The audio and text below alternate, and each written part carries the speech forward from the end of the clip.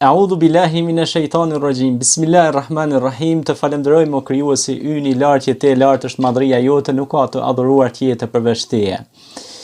Kësaj radhe do të flasim për namazin e sabahut dhe Ramazanin. Sigurisht pra një ndër namazet më me vlerë madhore që sigurisht dhe pejgamberi alayhi salatu wassalam tha se 2 rekatet namazit sabahut janë më të vlefshme se çka ka në qiell dhe në tokë, ishte fjala për 2 rekatet sunet dhe jo ato fars. Shikoni pra çfarë fuqie të madhe ka ta fillosh ditën pra me madhërim dhe hamd falënderim ndaj Allahut xhaleshanehu. Allahu I madhërisëm than Kur'anin e tij famlart inna Kur'an al-fajr kana mashhuda. Vërtet lutja e mëngjesit pra e agimit është e përcjellur. Pra përcjellet tek Allahu xhaleshanu. Andaj dhe lutjet që ne I bëjmë namazin e sabahut, ato shkojnë menjëherë pra pranohen menjëherë.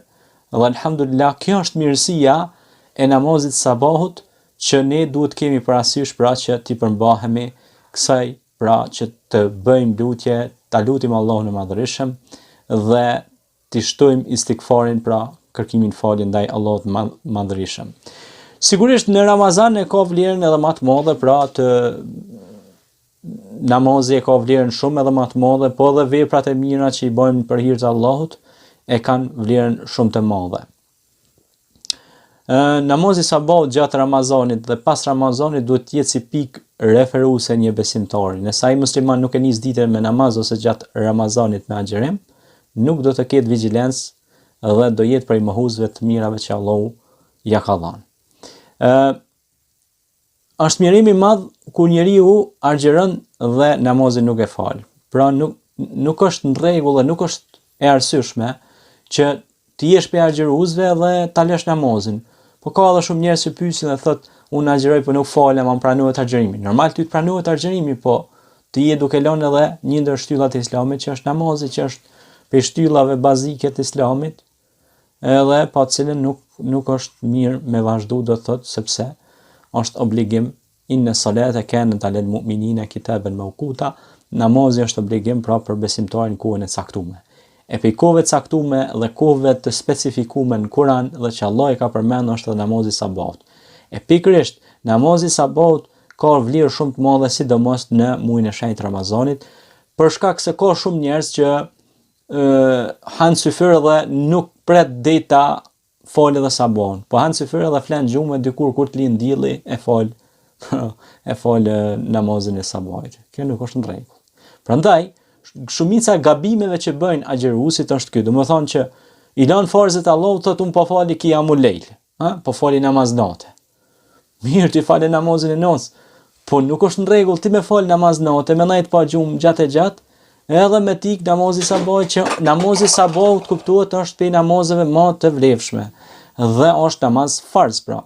Pastaj tjetra është po ta dinin pra vlerën çfarë të mira ka namazi I yacis dhe sabahut, thot pejgamberi alayhi salatu wassalam, do të vinin po që nevoja edhe duke u zvarritur, duke shku zvarr.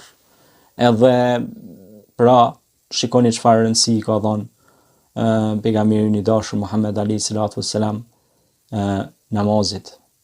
Sidomos namazi I sabahut dhe yacis, thot pejgamberi alayhi salatu wassalam,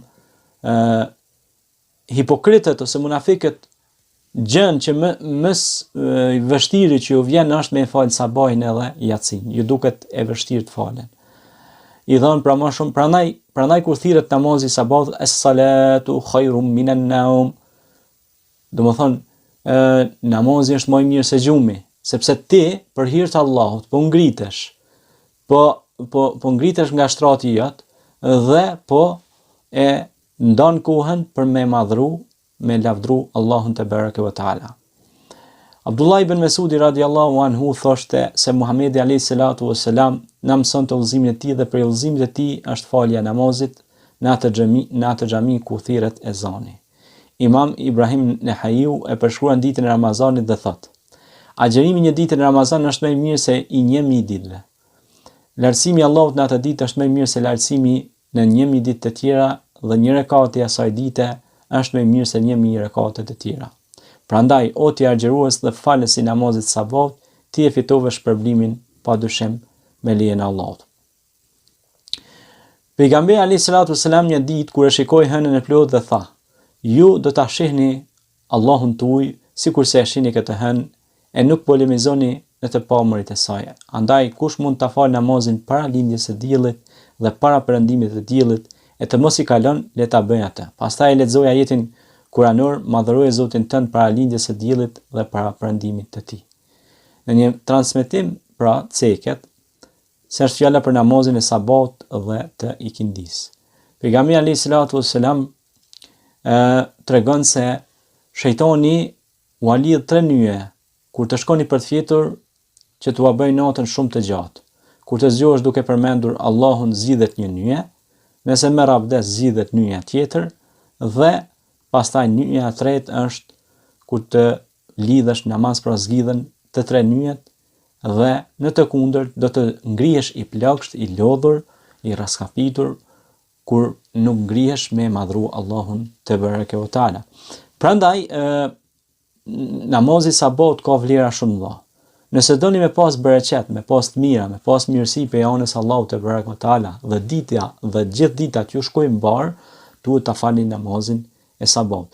Nëse doni ta filloni punën tuaj pa marrë parasysh a je zgdhtar, kuptar, a je profesor, a je mjek, inxhinier, kimist, biokimist e kështu me radhë, nëse doni që të hes mbar dita, filloje me lartësim ndaj Krijuesit dhe filloje me lidhjen e sigurt që është lidhja me Allahun te bareke wa taala ma yushrikun.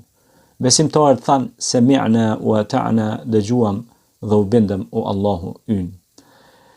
Ata fituan lirinë e vërtet dhe nuk u arratisën nga liria. Fituan shpërblimin e Allahut në këtë botë dhe në botën tjetër. Sigurisht pra, njerëzit nga mungesa e seriozitetit në falje, sepse më u fal Allahit është gjë madhështore, e kanë neglizhuar këtë farz dhe i kanë neglizhuar farzet e Allahut, pastaj duke qenë jo serioz në adhurimet e tyre, ju ka kriju një jetë kaotike, me ishet undonka, si thot Allahu në Kur'an, një jetë e ngushtë, do të thonë jo e plotësueshme dhe jo fluide. Në një namazi sabahut e dallon besimtarin nga hipokriti. Në 2, shpirti dhe zemra kanë ndryshuar dhe është zbutur egoja juaj. Në 3, muskujt e trupit janë më të fortë pas syfyrit dhe namazit të sabahut. Në 4, Ramazani dhe agjerimi bashkë me namazin janë fillim i mbretërisë tënde shpirtërore. Në 5, lutjet e fillimit të ditës tënde janë me namaz dhe agjerim dhe ka shumë gëzim. Në 6, je nisur mirë dhe përfundimi yt do të ketë rezultate. 7, tashmë ke arritur pra objektivin, adhurimin e sinqert vetëm për Allahun xhaleshanuhu. 8, ke filluar ta njohësh Zotin tënd dhe veprat e tua nuk janë syfaqësi, por janë dashuri për hir të Allahut. 9, shëndetin e përmirëson, lufton çdo smundje pra që mundet me të kaplu dhe i eliminon toksinat dhe qofshin ato smundje fizike apo shpirtërore, ti i shpëton pra nga këto kurtha të smundjeve, qofshin smundje fizike ose shpirtërore. 10, liria pra erdhi, mbajte kufit e tu si krijesë e Zotit. Pra shkove konform ligjeve të Krijuesit. Dhe nëse ne shkojmë konform ligjeve të Krijuesit, ne do të gjejmë solucion, ne do të gjejmë zgjidhje.